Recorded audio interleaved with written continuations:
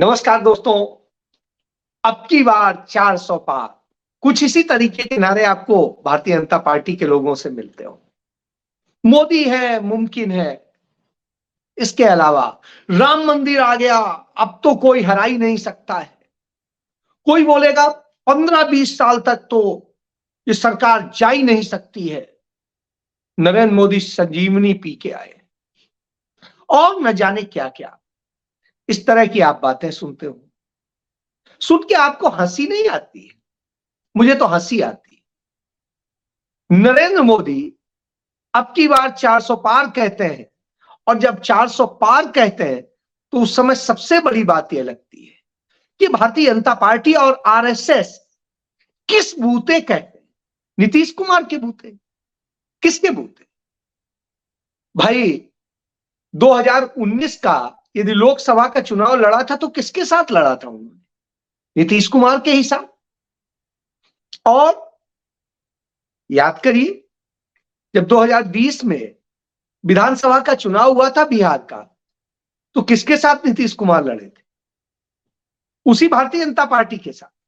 और नीतीश कुमार के सीटें कितनी कम हो गई थी जो एक जमाने में हुआ करती थी, उनकी तो छोड़ दीजिए, अभी पीछे से ही आधी सी हो गई थी। तो इस तरह की स्थिति है। नीतीश कुमार निश्चित रूप से यदि वो महागठबंधन में रहते तो फायदा देते, लेकिन नीतीश कुमार नहीं होंगे तो कोई नुकसान कर लेंगे, इससे बड़ी और मूर्खता की कोई बात नहीं हो सकती। और अब की बार 400 पार, भैया कहां से 400 पार हो रहे हैं? हमें तो लगता है जो हैं वो भी निपट रही हैं, और उसके पीछे मैं हवा में बात करता नहीं। और जो लोग कहते हैं अब अकेले रह गए, अब क्या करेंगे? हुजूर, आप सब ने महाभारत पढ़ी होगी और याद होगा कि जब महाभारत का युद्ध होना था तो कौरव भी जा रहे थे तमाम राजाओं के पास में, छोटे छोटे राजाओं के पास में, और अर्जुन भी जा रहे थे, कृष्ण। और जा करके यही कहते थे कि आप हमारा साथ दीजिए, आप हमारा साथ दीजिए, आप हमारा साथ दीजिए। कोई किसी के साथ आया, कोई किसी के साथ आया, युद्ध हुआ। और युद्ध में आखिर में जीता कौन? वह जो सबसे कमजोर सेना थी, वह सेना जो एक सिद्धांत को लेकर के लड़ रही थी, जो एक सच की लड़ाई लड़ रही थी, हक की बात कर रही थी, वही जीती ना। तो युद्ध ऐसे नहीं जीते जाते। और जो लोग ऐसी बात करते हैं कि इनके आने से, उनके आने से और ये हो जाएगा, तो हुजूर हिंदुस्तान का इतिहास शायद आपने पढ़ा नहीं है। यदि पढ़ा होता तो ऐसी बातें कभी नहीं बोलते, क्योंकि कभी यहां पर आर्यंस आए। क्या यहां की, इस देश की जनता से आप यकीन करेंगे इतना कि वो लड़ेगी, या यहां के तमाम सूबेदार लड़ेंगे? इतिहास गवाह है, इस देश में जब जब आक्रमण हुए, सारे अपने अपने जो छोटे छोटे राजा होते थे वो अपने कुनबे बचाते घूमते रहे और जाके सरेंडर कर देते थे। कोई कहीं, कोई कहीं। सिर्फ एक लड़ रहा होता था, बाकी अपने आप को कैसे हम सेव करें इसके लिए काम कर रहा होता था। तो यह स्थिति है। आप देखिए, ये कोई, मैं वैसे नहीं कह रहा हूं। आर्य आए, आर्यों का आक्रमण हुआ, यूनानी आए, सिकंदर का नाम सबने सुना है, अलेक्जेंडर, वो आए। और उसके बाद में शक आए, हूण आए, कुषाण आए, मोहम्मद बिन कासिम आया जब पहली बार मुस्लिम का आना हुआ। और फिर हम सबको पता है मोहम्मद बिन कासिम आया, और मोहम्मद बिन कासिम के बाद में मुसलमानों का आना बिल्कुल शुरू हो गया। गजनवी आया, मोहम्मद गोरी आया, खिलजी आया, खिलजी वंश का बड़ा लंबा शासन रहा। और उसके बाद में बाबर आया, तैमूर आया, अब्दाली आया, कौन नहीं आया? और इस देश के अंदर उन्होंने लूटा पाटा, सब कुछ किया। हमारे देश के राजपूताना का क्या हाल था? जो तमाम राजा थे वो सब जाके सरेंडर कर देते थे।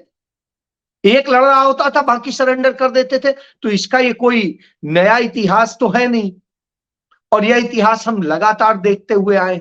और इस इतिहास की जब हम बात करते हैं तो आप देखिए, आप याद करिए कि जब जब हुआ, चंद्रगुप्त था, चंद्रगुप्त जब लड़ रहा था तो स्थिति क्या, दूसरे राजा खड़े थे साथ में? स्कंदगुप्त था, क्या खड़े थे? राजा दहीर, जब राजा दहीर लड़ रहा था मोहम्मद बिन कासिम से, तो बाकी सारे जाकर के मोहम्मद बिन कासिम के साथ खड़े हो गए थे। याद करिए, राजा दहीर की बेटियों को और सबको उठा ले गया था मोहम्मद बिन कासिम। पहला आक्रमण था, मुसलमानों का रास्ता उसने खोला था, जो मुस्लिम आक्रांताओं का। और उसके बाद हेमू, हेमू के साथ जब हुआ, युद्ध हुआ, तो आप बताइए राणा सांगा कहां खड़े थे, शिवाजी कहां खड़े थे? चलिए वो तो बाद में आए। तो मैं ये उदाहरण दे रहा हूं कि जब शिवाजी लड़ रहे थे तो बाकी कहां थे, और राणा सांगा जब लड़ रहे थे तब कहां थे? फिर इसके बाद इसी तरीके से जब टीपू सुल्तान से सिराजुद्दौला लड़ रहा था तब कहां थे? लक्ष्मीबाई से, लक्ष्मीबाई, हजरत महल, ये सारे सब लड़ रहे थे तब कहां थे? तो साहब इक्का दुक्का को छोड़े, कहां थे ये सब? और जब अंग्रेजों से लड़ाई हो रही थी तो शुरुआती दौर में कहां थे? पहली बार 1857 में, तब एक बार सभी नहीं आए थे, कुछ आए थे, और तब बहादुर शाह जफर के अगुवाई में लड़ाई लड़ी गई थी, बड़ी लड़ाई लड़ी गई। अंततः चलिए फेल हुई, लेकिन उसने एक अलख जगा दी, और उस अलख का यह स्थिति आई कि 1885 में, दिसंबर 1885 में एक कांग्रेस पार्टी का उदय होता है, जो राजनीतिक पार्टी आती है, और वह पार्टी इस देश के लोगों के हक के लिए और उनकी शासन में सहभागिता और सुनवाई के लिए खड़ी होती है। उस समय सीधे नहीं लड़ सकती थी। फिर वो आती है धीरे धीरे, स्वराज हमारा जन्म सिद्ध अधिकार है, याद करिए तिलक का नारा था। और लाल बाल पाल, हमने देखा लाला लाजपत राय कांग्रेस के अध्यक्ष थे, वो शहीद हुए।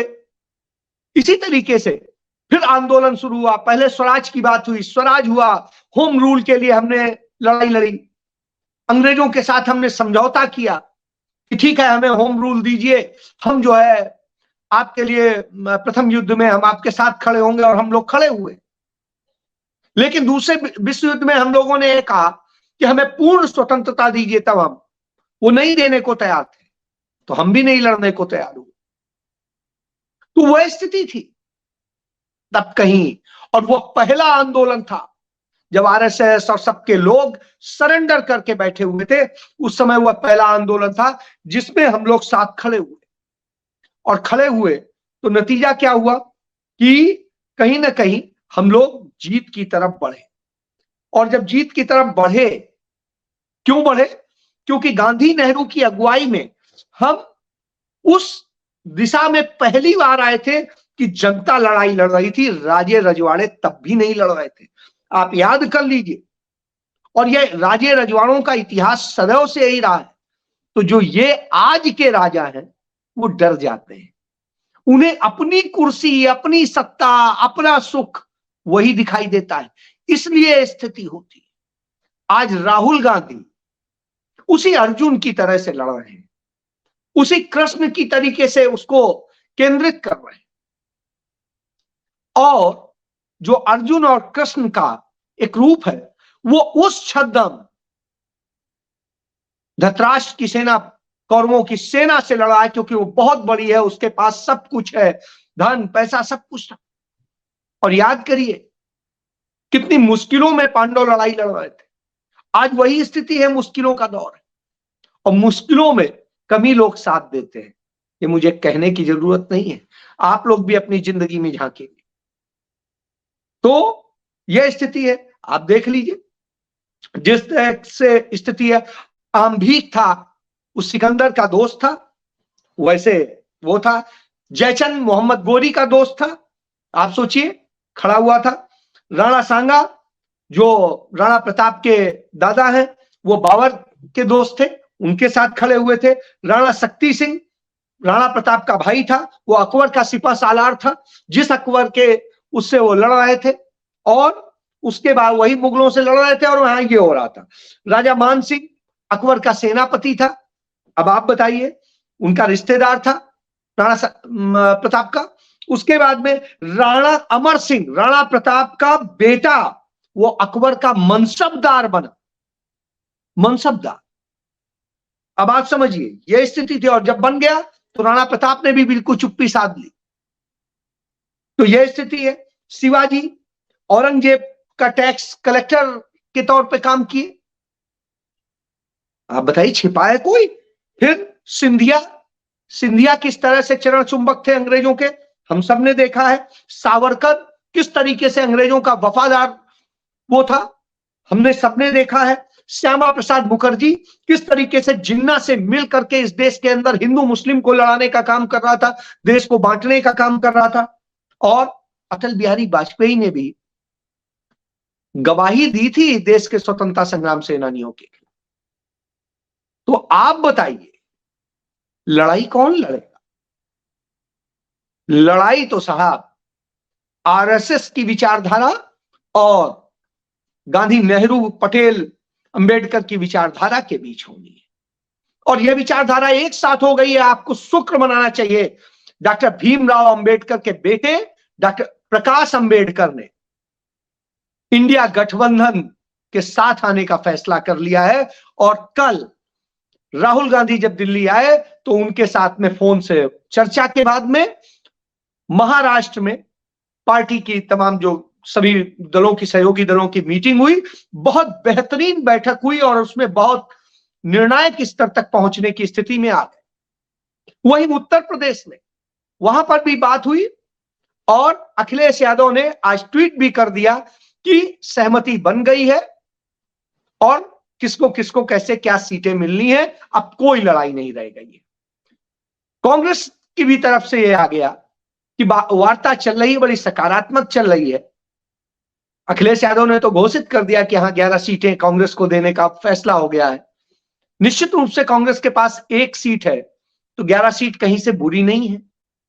वो अपने उन सारे लोगों को जो इस स्थिति में है उन्हें कर सकते हैं। और अखिलेश यादव ने उसमें भी ठीक स्थिति पेश की है। तो निश्चित रूप से अखिलेश यादव ने, जयंत चौधरी ने और इन सब ने, तो ये तिकड़ी बन गई। पिछली बार क्या ये तिकड़ी थी? नहीं थी। तो ऐसी स्थिति में भारतीय जनता पार्टी जो कहती है 400 पार, कहां आ रही है 400 पार भाई? दक्षिण भारत में आप है नहीं, खत्म हो रहे हैं। आप पूर्वोत्तर में खत्म हो रहे हैं। आप बंगाल में आपकी बुरी स्थिति है। उसके बाद में कांग्रेस और टीएमसी को आपको झेलना पड़ेगा। इसके बाद में बाकी जगह उड़ीसा में आपके साथ में लगातार स्थितियां खराब हैं। आप भले कितना भी पेंगे लड़ा लीजिए आप और नवीन पटनायक, लेकिन उससे कुछ होने हुआने वाला नहीं है, क्योंकि जनता सारी चीजें देख रही है। धार्मिक ध्रुवीकरण से बाहर के जो वोट हैं वो आपके विपरीत जाएंगे।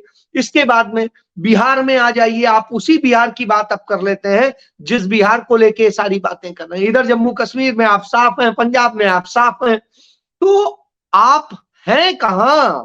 महाराष्ट्र में आप साफ हैं। अंबेडकर जी के बेटे के आने के बाद में आपकी स्थिति और खराब हो गई है। तो अब बचा जो है उत्तर प्रदेश और इसके अलावा ये काऊ बेल्ट। तो काऊ बेल्ट में आप क्या ले आएंगे? और नीतीश कुमार के साथ जाके भी आप क्या कर लेंगे?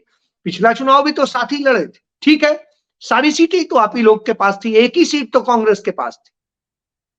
लेकिन अब जो माहौल है, जो स्थितियां हैं, उन स्थितियों के बाद आप तोड़ पाड़ के सरकार भले बना ले, लेकिन सरकार बनाने से आप जनता को नहीं ले आ पाएंगे। जनता को अब तेजस्वी यादव पसंद है, जनता को अब राहुल गांधी पसंद है, जनता को अब वह आदमी पसंद है जो लड़ता हुआ दिखता है उसके लिए। अब जनता इन सूबेदारों मनसबदारों के साथ नहीं खड़ी हो रही। उसे सूबेदार और मनसबदार नहीं चाहिए, और इस बात का उसने परिचय दे दिया है तमाम जगह। तो सूबेदार मनसबदार जब नहीं चाहिए तो ऐसी स्थिति में तो माहौल बदला हुआ है। राजस्थान में आप 40% वोट जो है कांग्रेस के पास है, 41% आपके पास है। क्या बताते हैं? मध्य प्रदेश में कांग्रेस के पास 40% से अधिक वोट है और आपके पास 48% से अधिक है। तो ऐसी स्थिति में आप ये देखिए, जहां पर कांग्रेस की कोई सीटें नहीं, वहां पर भी कुछ सीटें पाने की स्थिति में वो आके खड़ी हो गई है। तो यदि वो पुराना यूपीए गठबंधन ही खड़ा हो जाता है और एक आध नए लोग आ जाते हैं तो सारी चीजें, और वो आ चुके हैं, उसमें कहीं कोई दो राय नहीं है। आम आदमी पार्टी और कांग्रेस पार्टी दोनों पंजाब में एक साथ लड़ने को तैयार नहीं है, क्योंकि दोनों को पता है कि यदि एक साथ लड़ेंगे तो नुकसान होगा, इसलिए फायदा इसी में है कि अलग अलग ही लड़े। और जहां एक होकर लड़ने की जरूरत है तो वहां एक होकर भी लड़ेंगे। चंडीगढ़ में एक होकर लड़ेंगे और आपको 30 तारीख को चंडीगढ़ में आम आदमी पार्टी और कांग्रेस का जो है मेयर मिल जाएगा। तो इस तरह की स्थितियां हैं। तो ऐसी स्थिति में 400 पार वो कहते हैं, अरे साहब आपकी जो 80 सीटें जा रही हैं वो तो बता दीजिए वो कौन, उस पर क्यों? आपकी चूंकि सीटें जा रही है, यदि आप 400 पार की स्थिति में होते, इतना बड़ा आपका नैरेटिव चल रहा होता, तो आपको यह तोड़ फोड़ करने की जरूरत नहीं पड़ती, आपको इन ईडी के प्रयोग करने की, सीबीआई के प्रयोग करने की जरूरत नहीं पड़ती, आपको इस तरह से गंदगी फैलाने की जरूरत नहीं पड़ती, आपको दंगे फसाद कराने की जरूरत नहीं पड़ती। ये इसलिए पड़ रही है क्योंकि वास्तव में आपको पता है कि आप 200 सवा 200 से ऊपर जा नहीं पा रहे किसी स्थिति में। और आने वाले वक्त में जो राहुल गांधी की यात्रा कंप्लीट होते होते आपकी हालत और पतली हो जानी। भाई बिहार में सरकार बनी, लड़े तो नीतीश आपके साथ थे, सरकार तो आपकी थी, नीतीश अपने फायदे के लिए आए थे, उन्होंने अपना कुछ फायदा ले लिया, मुख्यमंत्री रह लिए और सब कुछ रह लिए। अब वो वहां चले जाएंगे। 8 बार वो मुख्यमंत्री पद की शपथ ले चुके।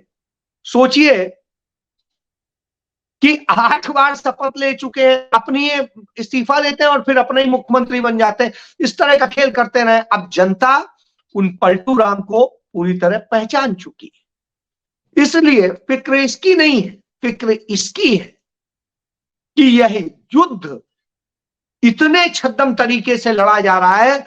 ऐसी स्थिति में आपको समझने की जरूरत है कि ये महाभारत है आज देश को बचाने के लिए, आपके हक बचाने के लिए। और उस स्थिति में दूसरा है जो कौरव है, सत्ता में बैठा है, वो आपको आपके हक देना नहीं चाहता है, वो आपका सब कुछ छीन लेना चाहता है, बस यहीं पे। और इसीलिए राहुल गांधी ने, जैसे पांडवों ने 5 गांव मांगे थे, वैसे ही राहुल गांधी 5 न्याय की बात करते हैं। 5 न्याय की जो की बात करते हैं, वो न्याय दे दीजिए। आप कल के दिन चुनाव नहीं लड़ेंगे, लेकिन आप नहीं दे सकते, इसलिए लड़ना पड़ा है। आपको शर्म नहीं आती है कि इस देश को भिखारी बना दिया है, भुखमरी की स्थिति में ला दिया है। 81 करोड़ से अधिक लोग जो हैं वो एक वक्त के खाने के लिए आपके आगे मोहताज हैं। बेरोजगारी की जो दशा है कि आप इजराइल भेज रहे हैं, और इसके बाद जब भविष्य बर्बाद कर रहे हो, सब कुछ कर रहे हो, तो आप कहेंगे कि साहब 400 पार। ये तो सपना ही है कि दिवा स्वप्न देखने से किसी को कोई रोक नहीं सकता है। तो आज हालत ये है कि आप यह चुनाव 2024 का लोकसभा का चुनाव नरेंद्र मोदी और उनकी भाजपा हारने जा रही है। और जब हारने जा रही हो तो आपको सच जानने की जरूरत है। जय